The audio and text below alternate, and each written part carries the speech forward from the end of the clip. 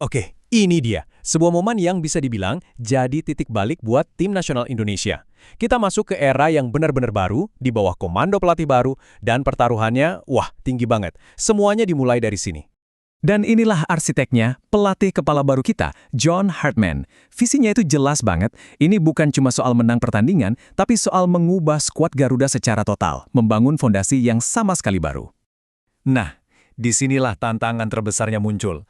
Tepat ketika kita mau membangun sesuatu yang baru dan fresh, timnas justru dihantam masalah yang jujur aja gede banget. Baik, biar kita semua paham konteksnya, ini dia topik-topik yang akan kita bedah. Kita akan lihat gimana momen krusial ini akan berjalan buat tim nasional kita. Jadi, sejak John Hartman ditunjuk bulan Januari 2026, tujuannya itu bukan cuma buat menang di laga berikutnya. Bukan. Ini adalah proyek jangka panjang untuk menempat tim yang solid, yang siap tempur menghadapi jadwal yang super padat sampai Piala Asia 2027 nanti. Coba bayangin deh. Misi utamanya adalah menggabungkan talenta terbaik dari liga lokal dengan para pemain diaspora kita yang tersebar di Eropa. Ini perpaduan yang seru banget. Pengalaman level atas dari Eropa ketemu sama semangat juang dari dalam negeri. Harapannya, tentu saja, sebuah standar baru buat skuad Garuda. Oke, sekarang kita masuk ke bagian yang paling menantang.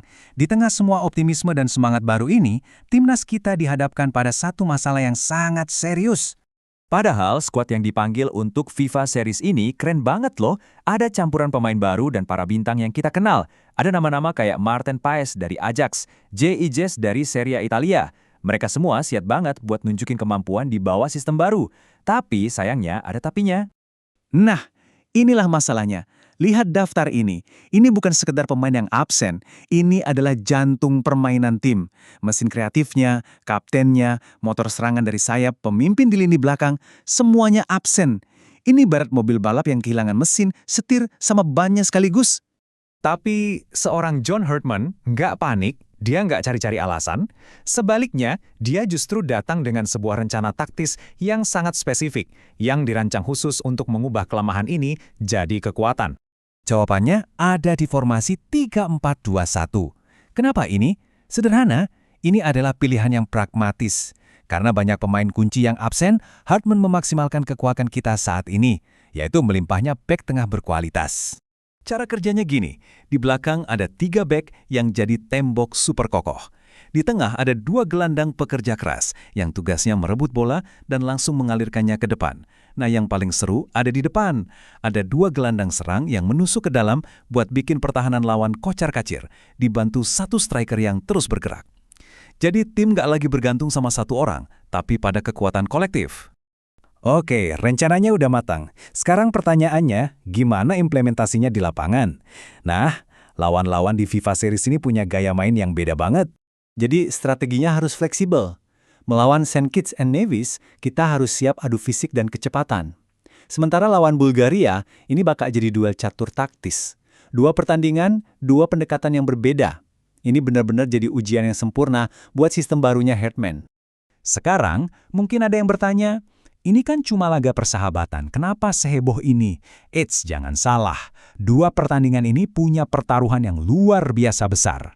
Dan jawabannya ada pada matematika yang sederhana tapi krusial. Lihat angka ini, 121. Ini adalah peringkat FIFA Indonesia per Maret 2026. Ya, kedengarannya cukup bagus kan? Tapi, ini belum cukup untuk misi besar yang ada di depan mata. Inilah inti masalahnya. Misi utamanya adalah menyalip Korea Utara yang ada di peringkat 119. Kenapa? Karena ada tenggat waktu tanggal 1 April. Kalau kita berhasil menyalip mereka sebelum tanggal itu, kita akan dapat keuntungan besar di undian Piala Asia. Jadi apa untungnya musuh ke pot 3? Besar sekali. Itu artinya kita akan terhindar dari pertemuan dengan tim-tim kuat seperti Vietnam atau Tiongkok di fase grup. Ini bukan soal gengsi, tapi soal strategi. Jalan kita menuju babak gugur bisa jadi jauh lebih mulus. Dan perlu diingat ya, memenangkan 2 pertandingan ini itu baru pemanasan.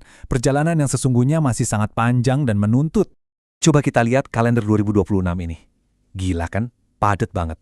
Mulai dari FIFA Series, lalu ada FIFA Matchday lagi, lanjut Piala AFF, Piala ASEAN, FIFA. Semua ini dirancang untuk membentuk tim ini lewat kompetisi yang sengit. Tujuannya? agar saat tiba di Arab Saudi untuk Piala Asia 2027, skuad Garuda sudah benar-benar siap tempur. Jadi, penting banget untuk kita ingat, FIFA Series ini bukan tujuan akhirnya, tapi ini adalah langkah pertama, fondasi. Hasil di sini akan sangat menentukan seberapa terjal atau mulusnya perjalanan kita setahun ke depan.